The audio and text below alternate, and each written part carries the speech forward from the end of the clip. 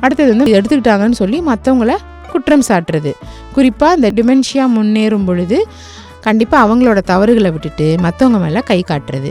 அடுத்தது குறைந்த அல்லது மோசமான தீர்ப்பு. பணத்தை கையாளும் பொழுது மோசமான தீர்ப்பு. சுய பாதுகாப்பு மற்றும் சீர்படுத்துதல குறைந்த கவனம் செலுத்துறது. அதே மாதிரி வேலை அல்லது சமூக நடவடிக்கையில் இருந்து அவங்க விலகிடுவாங்க. வழக்கமான பொழுதுபோக்குகளை கைவிட்டுருவாங்க.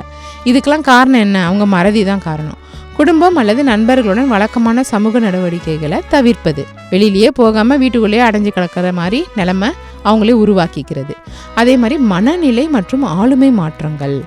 குழப்பம், சந்தேகம், மனசோர்வு, பயம் அல்லது கவலையாக மாறுதல். ஐயோ நம்மளுக்கு ஏதோ ஆயிடுச்சுன்ற எண்ணம் வந்து மைண்டில் ஓடுறது. அதே மாதிரி எளிதில் வருத்தம் அல்லது கிளர்ச்சி, இந்த விஷயங்கள்லாம் அவங்களுக்கு ஏற்படுது. இதனால இந்த ஷார்ட்ஸோட முழு வீடியோவை நீங்கள் பார்க்க நினைக்கிறீங்கன்னா கீழே இருக்கிற லிங்கை ப்ரெஸ் பண்ணி பார்த்து பயன்பெறுங்க.